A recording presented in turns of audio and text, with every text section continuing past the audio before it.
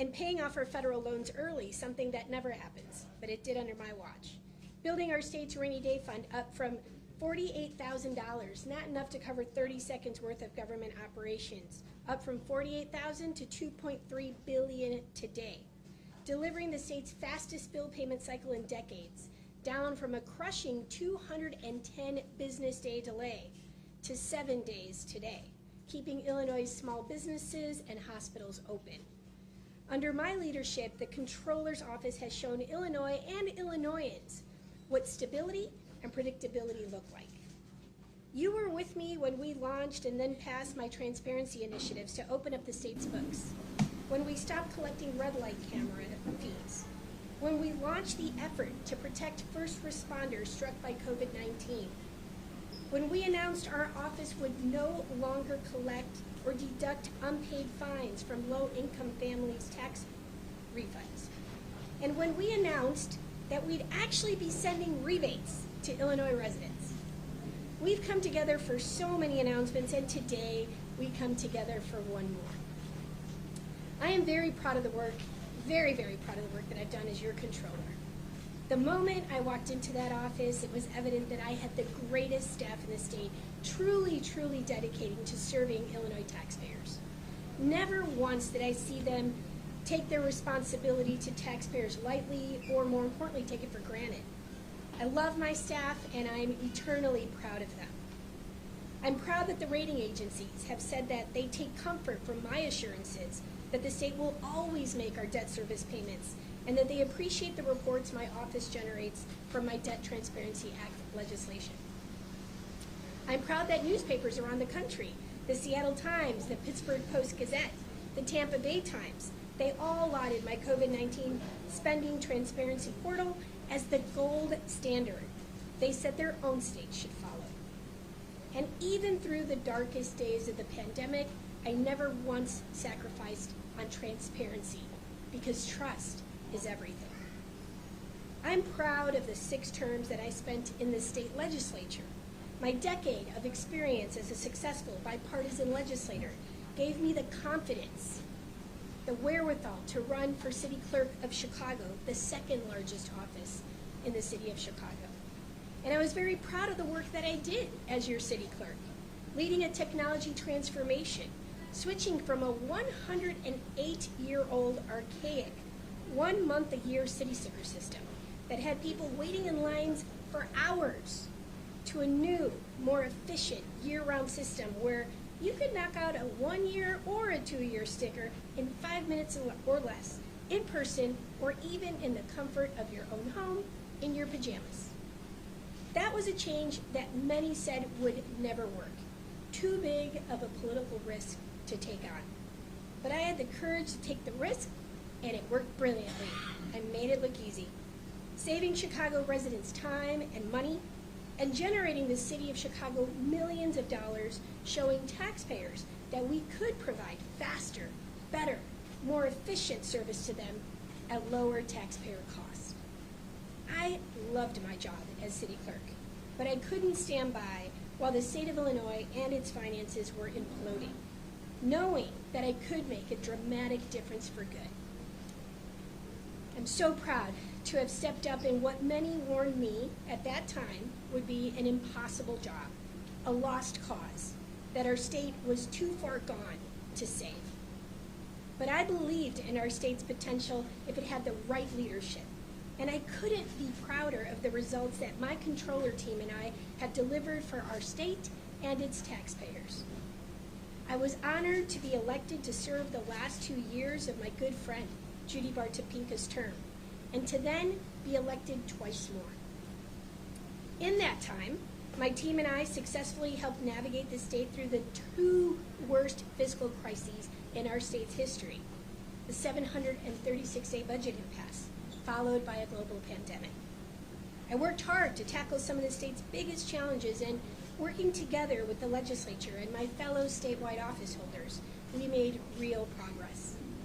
And even though controller might be the least known title in all of government existence, I am especially proud that Illinois voters expressed their trust in me by making me the highest vote getter of any statewide office holder in the last election. By the time I finish this term in January of 2027, I will have served 10 years as your state controller, and we've accomplished so much. And yes, I could do more in this role. However, after much prayer, reflection, and many conversations with and input from my amazingly supportive husband, David, and our son, who's now 12 and isn't here because he's having fun at Scout Camp in Michigan this week, I am announcing today that I will not be running for another term as your controller. I am making this announcement in time for others who might be interested in the job to make their pitches to the Democratic Central Committee at slating this week and before petitions go to print or go live. It's important to me that the next controller of Illinois have the time to prepare, make their case to the voters, and be fully committed to serving their full 4-year term, and I will help their transition in every possible way. To my amazing staff at the Controller's Office, thank you for the privilege of leading the best team in Illinois state government. You have been the greatest staff I've ever had the gift or the blessing to work with. To the people of Illinois, thank you from the bottom of my heart for putting your trust in me. It's been my truest honor and privilege to serve you in what has been the hardest and most fulfilling job I've had yet. I've always said that I want to serve where I can have the maximum amount of impact. I signed up for the hardest job in Illinois when I ran for controller in 2016, and I delivered on the impossible. I assembled an amazing team, and we got it done. Back then, when the state was metaphorically speaking, on fire, I was told I must have a fireman's complex because rather than run from disaster, I run towards it every time. I'm a problem solver through and through, and my 24-year record in public service reflects that. Now, there's a reason why I chose this restaurant, Los Comales, in Little Village to announce this important life decision, and thank you, Christina, for opening your home. And it's because I was born in Little Village.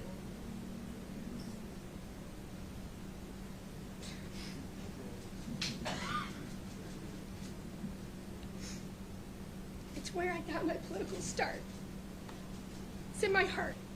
And it was crazily in this exact same spot, that I first announced my campaign for state representative 26 years ago. It seemed like it was just yesterday.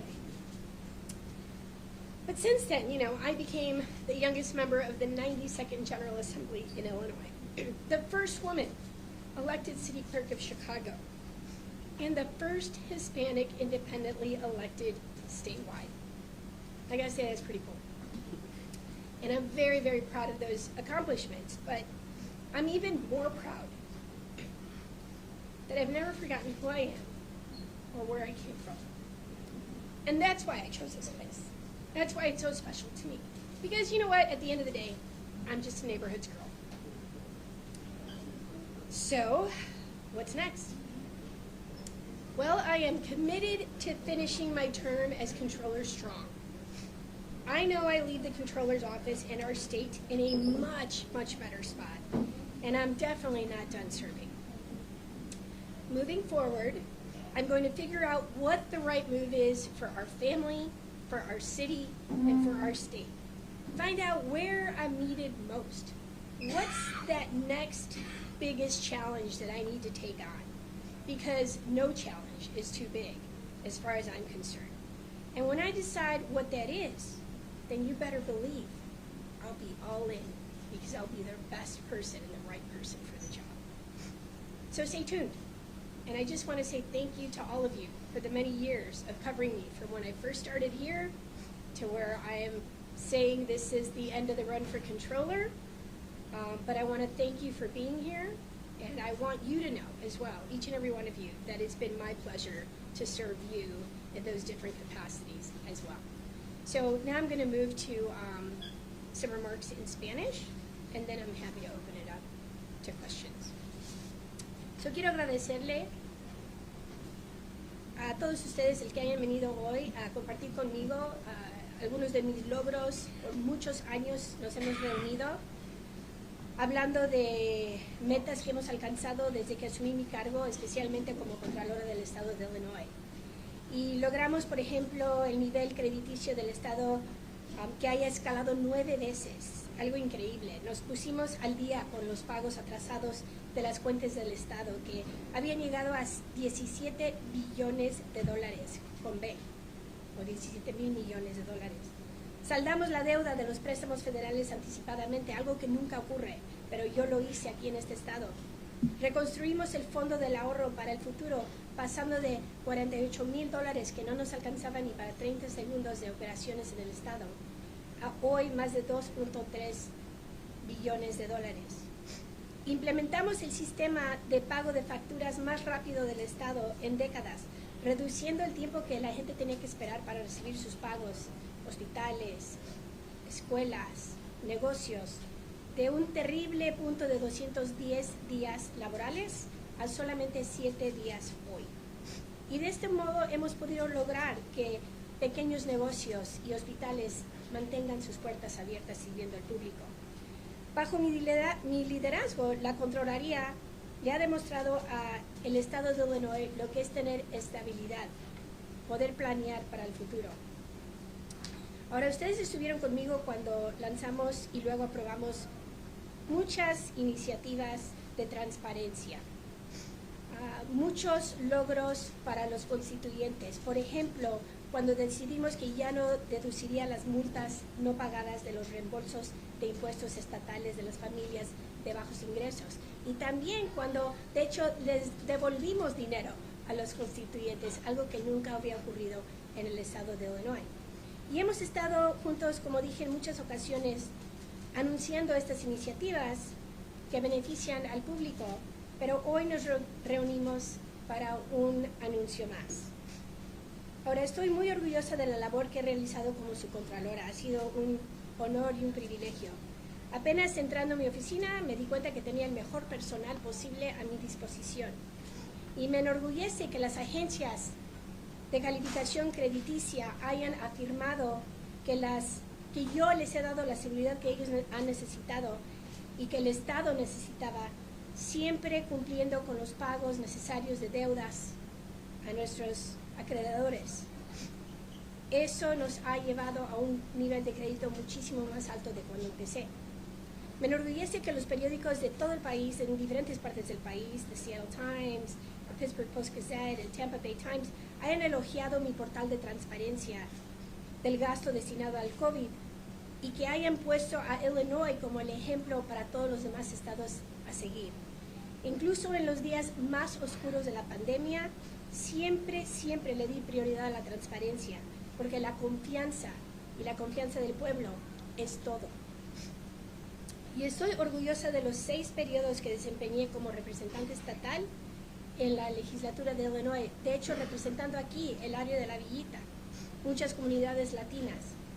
Y esa exitosa década de experiencia como legisladora bipartidista me dio la confianza necesaria para lanzarme para la Secretaría del Estado de Chicago, el segundo cargo más importante de la ciudad, y me sentí muy orgullosa del trabajo que realicé como su secretaria municipal, liderando una transformación tecnológica, pasando de un arcaico sistema de calcomanías municipales para vehículos con 100 años de antigüedad, que nadie se arriesgaba a cambiar el sistema hasta que ustedes me eligieron a mí, y yo sí me arriesgué, y no nada más me arriesgué, pero lo logré.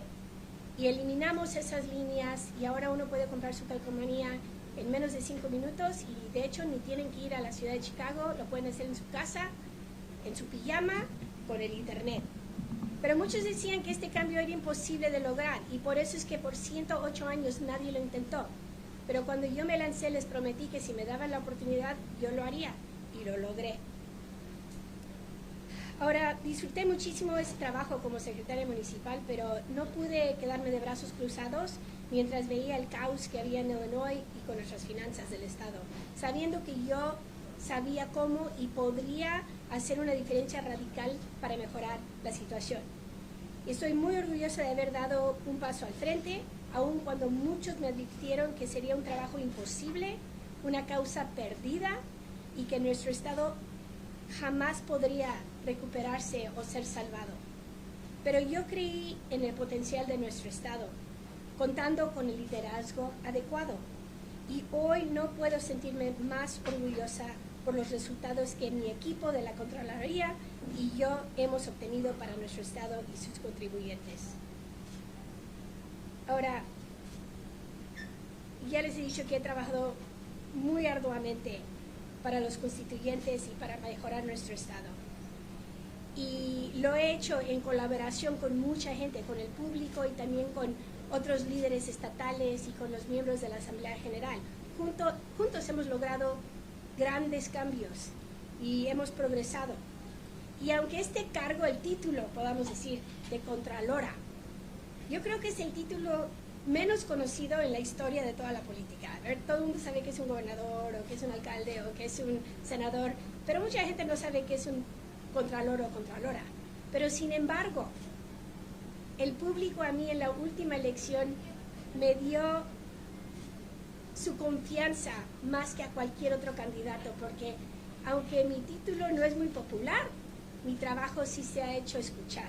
Y la gente salió y me eligió a mí. Entre todos los candidatos a cualquier nivel estatal, yo fui la que más votos, o sea, más confianza recibí de la gente de este estado. Y por eso quedo eternamente agradecida y ha sido un privilegio.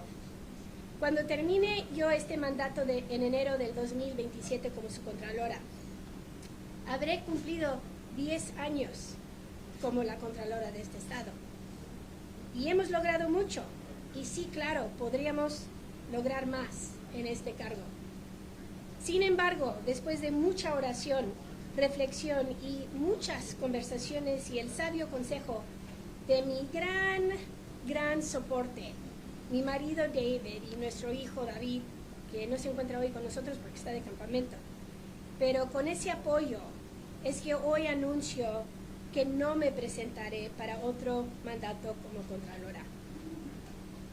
Estoy haciendo este anuncio a tiempo para que otros que puedan estar interesados en ese trabajo o otras que puedan estar interesadas en este trabajo puedan presentarse ante el Comité Central Demócrata esta semana, antes de que las peticiones sean impresas o sean anunciadas.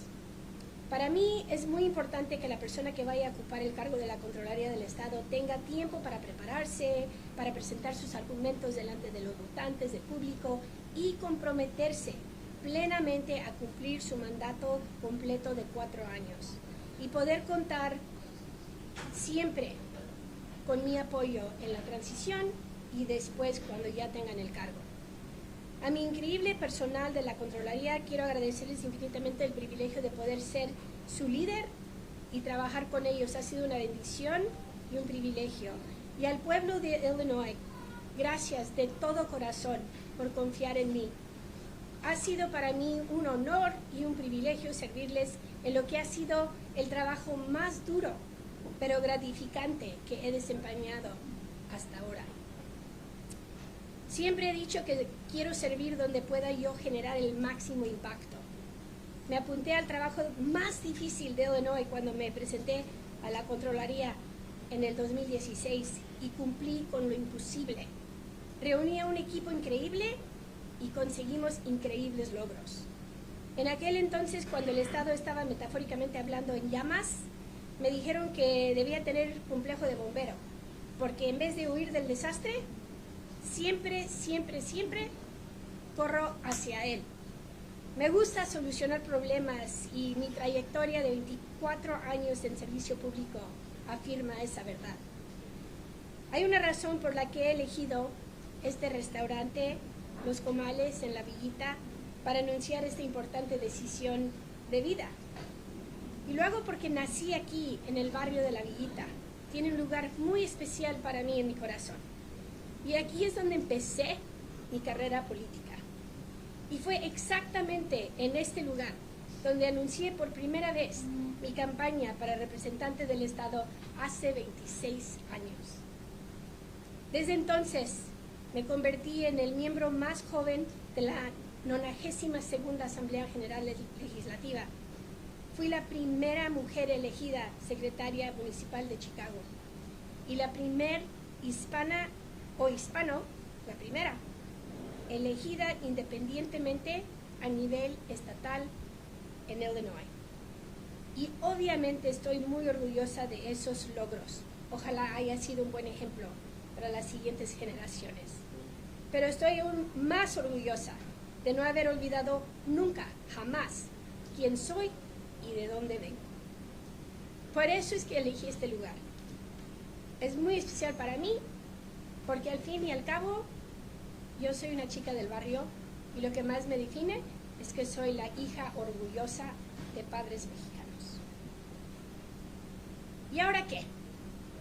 Me comprometo a terminar con todas mis fuerzas mi mandato como Contralora. Sé que dejo la Contraloría y nuestro Estado en una situación infinitamente mejor de lo que recibí. Y definitivamente no he terminado de servir a la gente de Illinois. Mirando hacia el futuro, evaluaré cuál será mi próximo paso, el adecuado para mi familia, la ciudad y el Estado.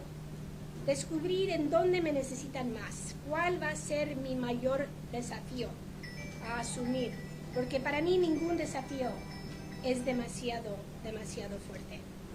Pueden estar seguros que cuando yo decida eso, estaré 100% enfocada en llegar a esa meta de hacer el trabajo porque nadie lo haría mejor que yo. Así que, por favor, manténganse atentos. Todavía queda mucho por delante, pero por ahorita me despido en lo que es mi Contraloría.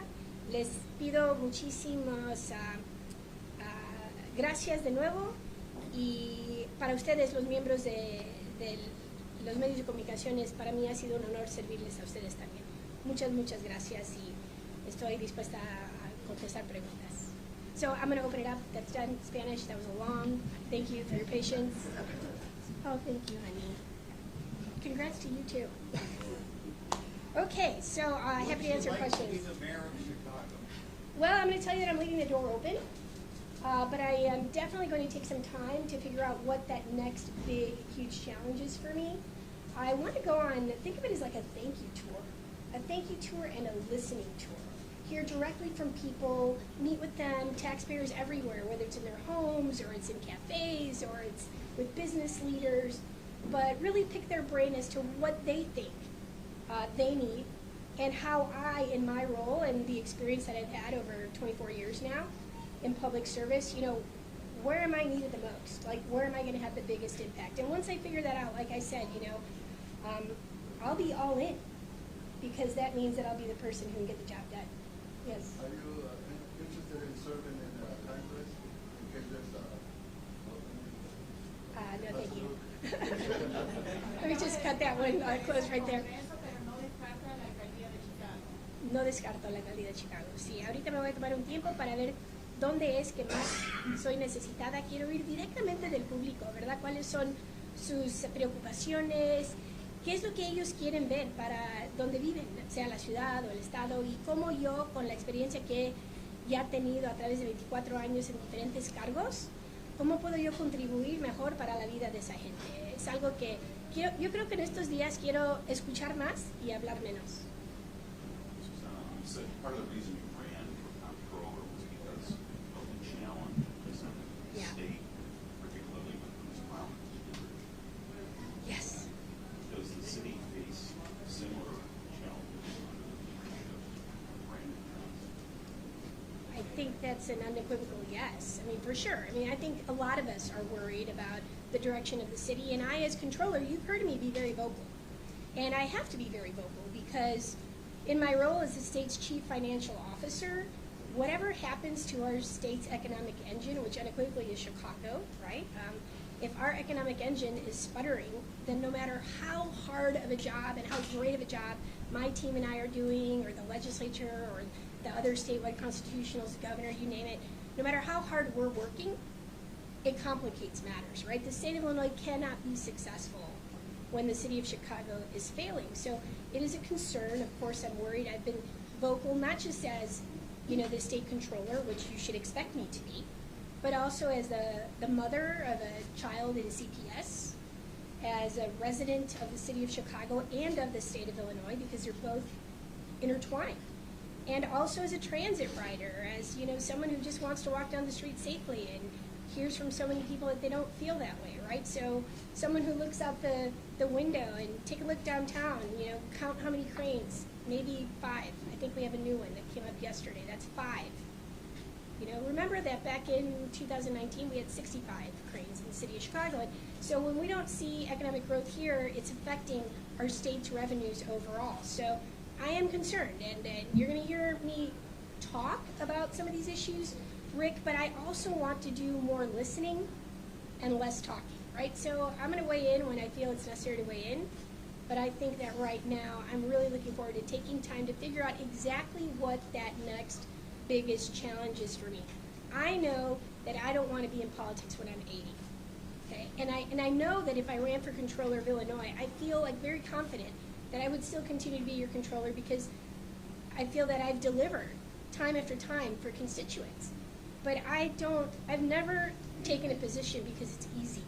I've only taken positions when I thought they were at their hardest and when it's most challenging, because that's where I can make the biggest impact. And so that's what I need to think about. I don't ever want to be in an elected position where I might possibly actually get bored. And that hasn't happened yet in the controller's office. There's still plenty of work that needs to be done.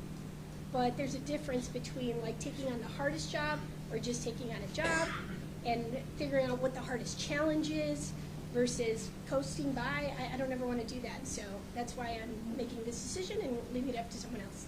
In this most recent quarter, you raised 84,000. Yeah.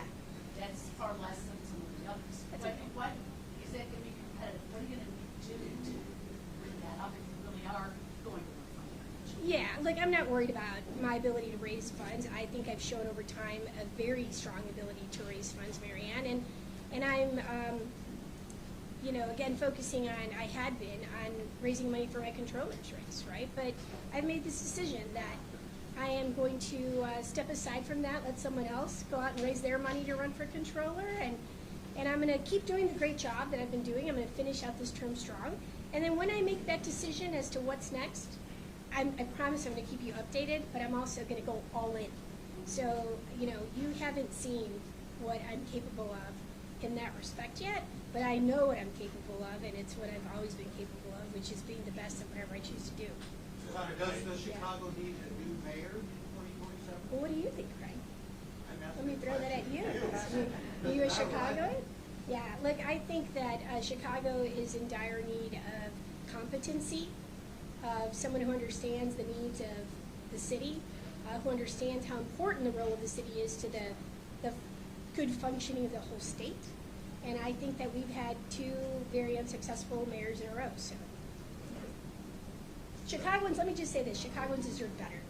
They deserve a lot better. Who do you want to replace you? And if you don't have an endorsement, what are you going to look for when you vote in 26? Sure, well, I want somebody who's capable of doing the job, who's qualified to do the job, who's going to be committed not just to doing the job out of the northern area of the city of Chicago or the state, but who loves and will represent with all their heart the entire state of Illinois.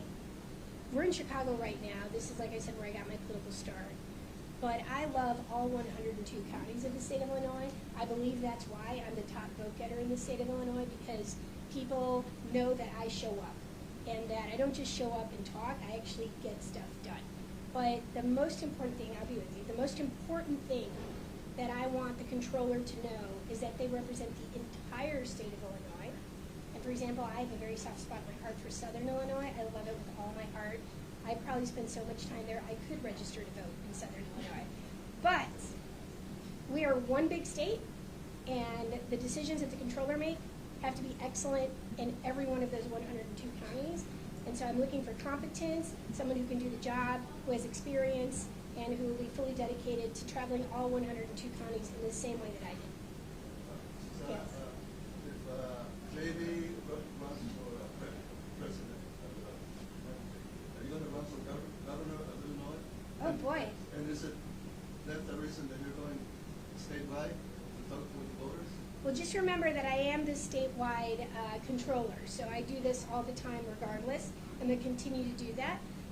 And I will say, let's take one step at a time, right? One step at a time. But I am going to decide what's my next biggest challenge. And I promise you that once I make that decision with my family, with the people that have been with me from the very beginning, and most importantly, after listening to the public as to where I can have the biggest impact and where I can make the most improvement for both the city and the state, right? It's all intertwined. Then I will go all in. You better not have any doubts that I will be all in, and I will be all in because I know that I would be the best person for that role. How intriguing do you find the role of mayor, given the financial situation it's in and given your financial background? Sure. Well, I mean, Craig, you heard me say that I step up to the biggest challenge of like a fireman's complex, right? So I love a good challenge. I would prefer that things be great and easy, right? But it's no fun. So when I signed up to run for controller, people literally thought I was either insane or, like I said, have a fireman's complex. But I knew what was possible if you have the right leadership. And so I don't think any challenge is too big. Certainly, I'd love to see the city succeeding right now instead of failing. I would love that. And I have reached out on many occasions, not just to this administration in the city, but the prior one, offering help, and they don't take it. And I'm sure you guys have heard this story. It's nothing new. And so I think that there has to be a change at many levels, and we're seeing that right now. But I do think that I love a big challenge. I want to be continuously challenged, and I'm going to seek out where that big challenge is, and if what I need to have ready to take it on and to be the best at it. Me los acaban de mencionar que Chicago merece algo mejor en cada respuesta a Susana quiere a un alcalde o alcaldesa. Bueno, la pregunta era si yo creo que el alcalde está haciendo buen trabajo, y yo dije que creo que la ciudad de Chicago merece mejor, obviamente, sí, en la alcaldía.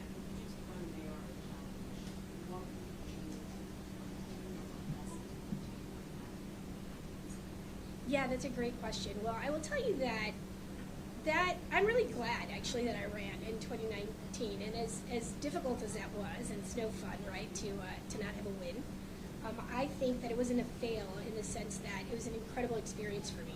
And you learn a lot. You actually learn more in this line of work by when you fail than when you win every time. And I'll remind you, I lost my very first race for state representative by 55 votes. It was tough. But I ran against an incumbent. It was hard. But I didn't give up. It just really brought out my character even more, right? That I was not going to give up. I wasn't going to quit. I knew what I was capable of doing. And you learn the lessons from that race, and you try to win next time. And, when I think about the mayor's race, for example, there's lots of people who've run for mayor and lost and then come back and won, right? So there's nothing unique about that. I mean, President Obama lost his congressional seat and then went on to become senator and president. And Mayor Daley lost his first race. And Bill Clinton lost his race for governor and became president, right? So, there's so many examples of this. We can be here all day. But what I will tell you is dramatically different from today versus 2019. And I would say for anything, right, for any role, even as controller, is that I now have 9 years, or I would say another 6 years of super solid experience managing financial crisis. I mean, if there was a degree for what kind of experience I bring to the table in this role, it would be like an advanced PhD in successful crisis management. And I wouldn't have had that had I won the mayor's race in 2019. And I had a 2 or 3 month window of time back then. It's a very different scenario today. But I would say it was humbling, it was wisening, but it made me stronger. And I'm very actually appreciative to have had that opportunity and to know what it's like to walk in those shoes and know how I would do things differently. Yes, Are you ma'am? sending a message to Secretary of State Julie Louise, who appears to be also interested in the mayor's race, but is going to seek his reelection? I am here today to announce all of the amazing accomplishments that I've been able to deliver for the people of Illinois as your controller over the last 9, now going on 10 years. And it's my message to the people. So whatever message he would like to have, or anybody else that might be interested or might not, that's for them to do. I certainly have no message to send to him other than my messages to the people of Illinois, one of gratitude And I'm looking forward to starting my thank you tour and my listening tour, and then we'll decide what's next after that. Did you feel it's, I don't know, deceitful, or is it, to have to say, well, I want to be Secretary of State, but really, I think I'm going to run for mayor 6 months later? I think voters will have to make their decision as to the type of commitment that they would be looking for from their leaders. So that's up to him to decide what's best for him. You do not want to do that. No, I don't. And I do think that, I know this job. It's a tough job. It is a hard job, Marianne. And it's a really critically important job. And especially now, as Illinois' finances are once again we were in such a good path, and then now there's uncertainty that's been injected into this, right? So that's why I would like to see a controller, pass the baton essentially. But I don't get to pass it. The voters are the ones who should get to pass that baton, right? They get to choose. And I think that whoever the next controller, or any other big office for that matter, should be fully dedicated to, if you go before the voters saying, I'm going to complete these 4 years, and it takes you that long to essentially complete a good term. And so that's what I believe that voters deserve. They get to choose who their next controller is. That's my take on it. That's how I think it should be. But everybody is free to make their own decision as to what they think is either best for them, but I'm thinking about what's best for the voters and for the taxpayers of Illinois. When do you anticipate next year? I don't have a date for you, but I promise you that you'll be on that press alert list and if that day comes. So I really just want to kind of take some time to, as I said, reflect on 24 years of service, like dignified service. And not that I did it, but that the public gave me the opportunity to serve them. That is humbling. It's pretty awesome. And it's not every day that you see somebody just say, I'm going to walk away from that. But I'm not walking away from the public. I'm still going to figure out how I can have the biggest impact and contribution. But I know I still have a lot of fire left in me, and I have a lot of good ideas and a lot of work ethic still that I need to figure out where I can best put it, because I'm certainly not getting any younger. I'm still young enough. But I want to make sure that this time, that is critical time for our family, in our lives, is best utilized making the biggest impact. And I don't think it's in the controller's office anymore. You said that Chicago was much better than the last 2 years. So what kind of mayor does Chicago need? Well, I think we need a mayor who really takes public safety seriously and education for our kids, right? Who actually wants our kids to be successful in school and doesn't just talk about it, but implements policies to do that. But people need to feel that they're safe, right? I think we need a pro-growth mayor. I believe that the fact that it's not just our feathered friends who have flown south, it's the most important bird in Chicago, which is the crane, right? You can look at a city and gauge its financial health by the number of cranes that are in the sky. And right now you have an unobstructed, picture-perfect view of the city. And that makes me sad, because it means that we are economically stagnated right now when it comes to creating jobs and attracting people to what I think is an incredible, the best city in America. And so growth is critically important. And with that, you're talking commercial and affordable housing, but affordable housing that actually is affordable, not completely ripping off taxpayers. So when we, cut ribbons on affordable housing projects that have 20 units at $1 million a pop, it's not affordable for taxpayers. So affordability. So we're looking at public safety, growth, and affordability. And you can only have those things, which I think are critical to the success of any city, if you have competent leadership. And I think that has been lacking for the last 2 terms. Thank you all very much. Thank you so much. Really appreciate you being here.